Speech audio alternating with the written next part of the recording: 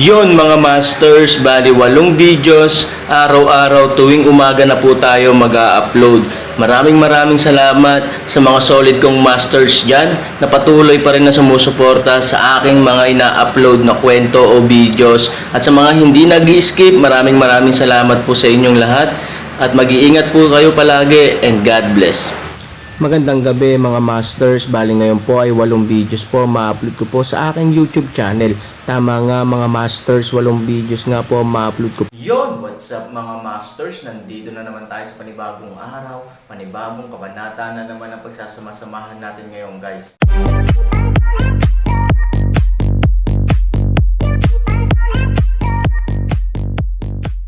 Bali mga masters, kung bago ka pa lang po sa aking YouTube channel, please click the subscribe button, lalong-lalo na po yung notification bell guys, para maging connected pa rin tayo sa isa't isa at maging updated kayo sa mga susunod ko pang video.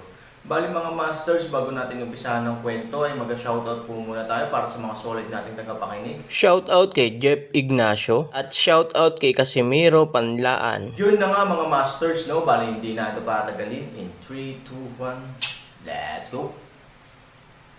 Mga master, 8 video na ang mapapakinggan nyo everyday, 4 sa umaga at 4 sa gabi. Salamat mga master. Tinapik ni Han Xiao ang alikabok sa kanyang kamay, sumulyap sa tripod at sinabing, ito ang tunay na double dragon tripod. Natutunaw nito ang lahat ng bagay at kayang hawakan ng apoy. Isa ito sa pinakamahusay sa mundo. Huminga ng malamig na hangin si Aaron. Hindi niya akalain na ang dalawang sira-sirang kaldero, na sira-sira lang, ay naging isang kumikinang na kaldero sa isang iglap. Dahil lang sa hitsura nito, ito ay nakatadhana na maging pambihira, hindi pa banggitin ang pattern ng dragon ng kanyang tripod body, na parang dalawang totoong dragon na mabagal na lumalangoy. Hindi na alam ni Han Sanchen ang kaalamang ito, ngunit nakakasigurado siya sa hitsura na siguradong malaki na siyang sanggol. Kung ikukumpara sa pulang tripod na binili niya ng higit sa 1,000,000 yuan, medyo iba ito. Dalhin mo na bago pa magbago ang isip ko. Han Xiao daw. Hindi. Matapos magulat si Aaron, mabilis siyang umiling. Biglang sumimangot si Han Xiao. Halata na ang mga salita ni Aaron ay nagulat sa kanya, hindi ba? Oo, ayoko. Mariing umiling si Han Sanchen. Tanga ka ba? Hindi mo ba gusto ang magandang bagay? Han Xiao daw. Gaya nga ng sinabi ko, kung gaano kamahal ang tripod, mas hindi ko na kaya. Pakibawi. Ngayon, isipin mo na lang na hindi ako nakapunta dito. Natapos ang Aaron, tumalikod at umalis. Si Aaron mismo ay isang matuwid na tao. Hindi siya magiging gaaman sa maliliit na bargains, at hindi siya magiging gaaman sa tae. Ang tripod na ito ay malinaw na isang walang katulad na kayamanan. Iniisip ni Aaron na biro lang ang kanyang 1,000,000 amethyst. Boy, tumigil ka, ayaw mo. Gusto kita. Matigas ang ulo mo, pero mas matigas ang ulo ko sayo. Galit na sigaw ni Han Xiao nang makita niyang aalis na si Aaron. Dahil doon, iginalaw niya ang kanyang kamay, at biglang nagsara ang tarangkahan sa harap ng templo. Walang ganang tumalikod si Aaron at sinabing, Master, bakit mo ginagawa ito? Hinamak ni Han Xiao nang umiti, sa palagay mo ba ikaw lang ang nagsasalita tungkol sa mga prinsipyo? Si Han Xiao ay mas may prinsipyo kaysa sa iyo. Dahil ibinenta ko ito sa iyo, ayoko nang bumalik. Panipi. Pero, ang Aaron ay nasa isang dilema. Malamig na tiningnan ni Han Xiao si Aaron. Nang makita ang kahihiyan sa mga mata ni Aaron, dahan-dahan niyang sinabi, mabuti kang binata.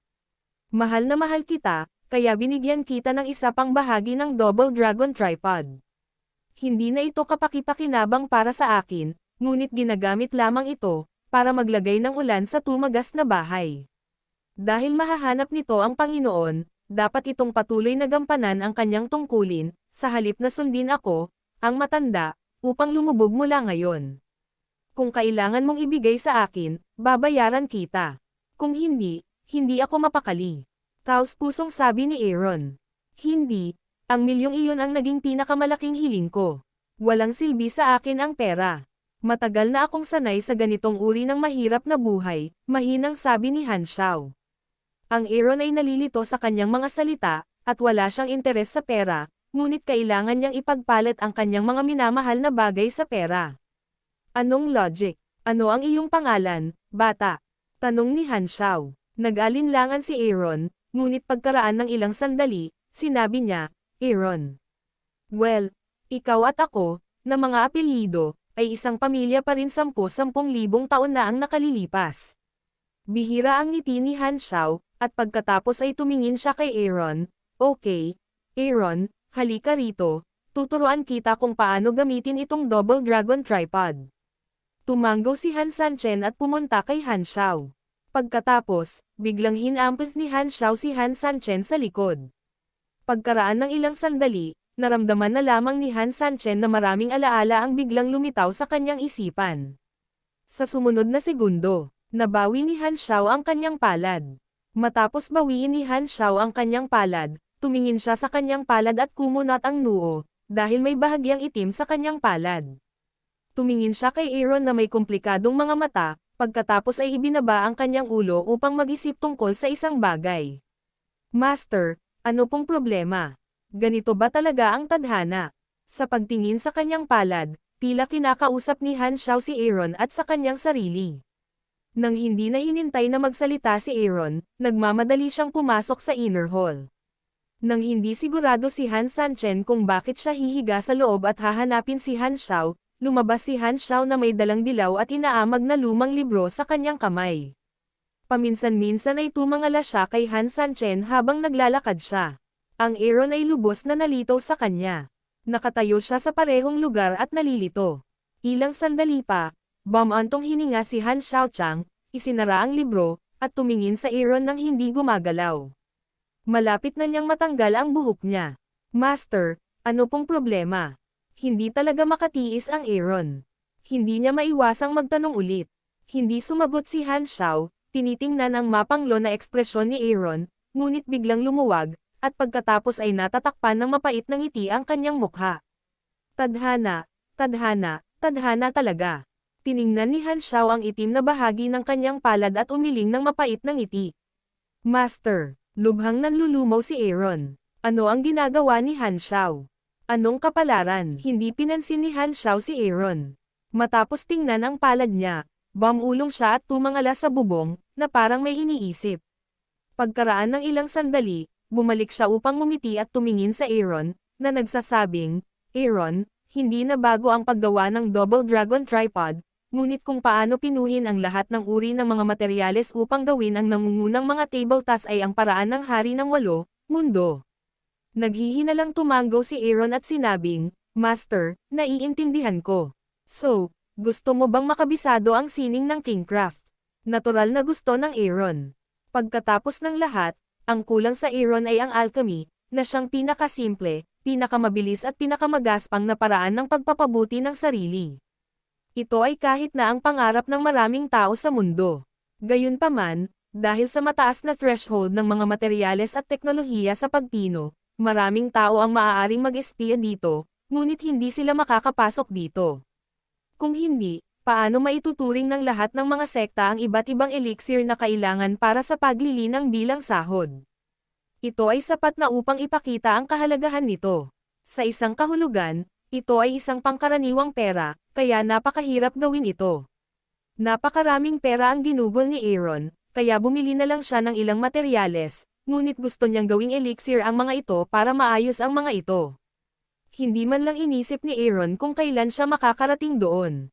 Binalak lang niyang itago ang mga ito at gumawa ng mga plano sa hinaharap. Pagkatapos ng lahat, napakahirap na isagawa ang pangunahing kasanayan ng mga table tasks. Mas mahirap gamitin ang lahat ng uri ng materyales sa limitasyon. Hindi kalabisan na sabihin na ito ang husay ng Kingcraft.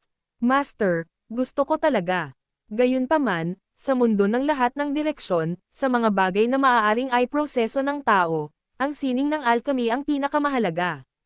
Paano ito ang tanging bagay na gusto kong gawin? Sabi ni Aaron na may mapait na ngiti. Ang bawat sekta, kabilang ang nihilist sect kung saan nanatili si Han Sanchen sa simula, ay nangangailangan ng mga table tasks na may nakatakdang halaga. Ang mga tagalabas ay walang akses sa teknolohiya ng alchemy, at ang kanilang halaga ay may isip. Kahit na sa ilang mga paraan, ang kalidad ng alchemy ay isa sa mga kinakailangang kadahilanan upang matukoy ang laki ng isang paaralan. Sa makatuwid, Ang mga gumagawa ng dan ay dapat pahalagahan ang kakaiba. Maging willing ka lang matuto. Bahagyang ngumiti si Han Xiao. Pagkatapos ay yumoko siya at biglang sumugod sa Aaron. Na may madilim na puwersa sa kanyang mga paa, lumapit siya sa Aaron. Hinawakan niya ang kamay ni Aaron, hinayla ang kanyang manggas, hinaplos ang kanyang mga kamay mula sa kanyang siko at bumaba sa palad ng kanyang palad kamay. Biglang naramdaman ni Aaron na biglang tumirik ang mga litid sa braso niya at nagdilim. Alchemy, sayin sa lason, sayang sa dalisay, kailangan ng mastery, kailangang maging mabaliw na matyaga, at kailangang maging mahinahon. Han Xiao tapos, ilagay ang Aaron's kamay, dalawang daliri sa Aaron's ilong, tainga at mata, biglang lumiwanag, Aaron biglang tatlong pulang ilaw. Ang sining ng alchemy ay nakatuon sa pagpino sa iba't ibang mga katangian ng mga materyales at paggawa ng mga ito na masahin sa isang bago. Sa makatuwid, kapag ang mga mata ay may sakit, ang mga tainga ay matalino, at ang ilong ay matangos maaari kang gumawa ng pinakamahusay na pagpipilian sa pinakamahusay na. Pagkatapos kung tulungan kang makalusot, maaari mong gamitin ang tatlong espiritu ng magkasama. Pagkatapos, biglang lumingon si Han Xiao sa likod ni Aaron at ipininta ang palad niya sa likod ni Aaron. Tulad ng sa huling pagkakataon, ang isip ni Aaron ay kumikislap ng hindi mabilang na mga larawan. Higit sa lahat, sa pagkakataong ito, isang mainit na puwersa ang nagmumula sa likuran at bumubuhos sa mga acupoint ng Aaron. Bang! Sa isang malakas na ingay, biglang lumipad palabas si Han Xiao at tumama sa lupa ilang metro ang layo. Sa isang bugok, biglang lumabas ang dugo sa kanyang bibig. Sabik na tumakbo si Aaron at binuhat siya, "Okay ka lang ba, Master?" Bagamat si Han Xiao ay nagsuka ng dugo, hindi pa rin niya natiis ang ngiti, "Ginamit ko ang aking buong buhay na paglilinang upang buksan ang mga ugat ng tatlong link at belang tendon para sa iyo. Tinatawag mo pa rin ba akong elder? Aaron, huwag marunong ka bang rumspeto sa mga guro?" Panipi. Nang marinig ito, natigilan si Aaron. Ang ginawa lamang ni Han Xiaogang ay buksan ang mga meridian para sa kanyang sarili na may habang buhay na paglilinang. Master this, Aaron Leng, then 4 is, pero Aaron already have a master. Ano, gusto mo bang tumalikod? Agad na uminom si Han Xiao na hindi nasisiyahan, itinapon. Ang kamay ni Aaron, nag-aatubili na tumayo, tumalikod sa Aaron, at nagsabi, "Alam mo ba kung gaano karaming tao sa mundo ang gustong sumamba sa akin? Ngunit ikaw ay nasa kaligayahan at hindi mo alam ito." Panipi. I don't mean that, it's just. Sa madaling salita, kilalanin mo man o hindi, ikaw ang apprentice ko. Sinabi ni Han Xiao na nangingibabaw, at pagkatapos ay medyo bumagal ang kanyang tono, sa mundo ng lahat ng direksyon, maraming bagay ang dapat matutunan, at natural na maraming mga master na dapat sambahin. Recognize only one master all your life gayunpaman, it can also show that you are a dedicated person. It's just, kahit lumingon ako at ipasa ang aking kakaibang kakayahan sa isang tagalabas, wala akong kaharap ang aking mga ninuno. Ngayon, magpapasalamat ako sa aking kamatayan. Tapos na sabihin, Han Xiao sa kamay ng isang kakayahan sa transportasyon, patungo sa sariling pinto ng utak pagkatapos ay gusto ng palad na pumalakpak. Mabilis na sumugod si Aaron, hinawakan ang kamay ni Han Xiao at nag-aalalang sinabi, "Master, bakit kailangan mong gawin ito? Hindi naman sa hindi ako sumasang-ayon sa iyo, ngunit mayroon muna akong master. At least tanungin ko ang aking master." Panipi, "Wag mo akong pigilan." Nang marinig ito, sinubukan muli ni Han Xiao. "Sige po master." Walang pagpipilian si Han Sanchen kundi ang magkompromiso. Mula sa makatotohanang pananaw, nakuha niya talaga ang totoong talambuhay ni Han Xiao. May pabor siya sa sarili niya, na hindi may kakaila. Mula sa emosyonal na pananaw, hindi niya kayang panoorin si Han Xiao na nagpakamatay sa harap niya.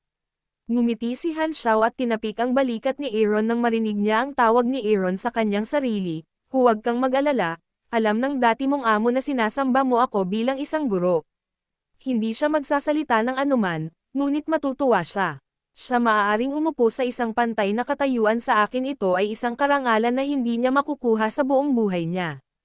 Oo, Aaron ay tumango, ang bagay ay napakalayo, tanging pag-asa, well, Aaron, mula ngayon, ikaw ay, ang nag-iisang alagad ng Xianling Island at ang nag-iisang inapo ni Han Xiao. Sumama ka sa akin. Halatang tuwang-tuwa si Han Xiao. Tumango si Aaron, sumunod kay Han Xiao at naglakad patungo sa inner hall. Pagdating niya sa pinto, biglang huminto si Han Xiao at tumingin kay Aaron. Sabi niya sabay ngiti ng mapait, "Man, meron, walang dapat ikatakot." Aaron sa kanyang mga salita, gumawa ng hamog, bakit biglang sa hindi maipaliwanag na mga salita na ito. Tumango si Han Xiao, binuksan ang kurtina, at isang mas malakas na amoy ang direktang nagmula sa loob. Naglalakad sa loob ng bulwagan, ang amoy ay mas mabango pa na nakakaamoy ng mga tao. Madilim ang kwarto pero sa harap ng kwarto ay may kandilang bahagyang kumikinang. Sa pagpasok nilang dalawa ay lumundag ang liwanag ng kandila na tila kakaiba ang kwarto. 3,000, lumuhad ka, mahinang utos ni Han Xiao sa oras na ito. Hindi alam ni Aaron kung ano ang nangyayari, ngunit may buhay ang Panginoon, at sa wakas ay sumigaw siya, at pagkatapos ay lumuhad siya sa lupa ng matapat. Yun na nga mga masters, no? Bali panibagong kabanata na naman yung natapos natin ngayong gabi. Muli, maraming salamat po.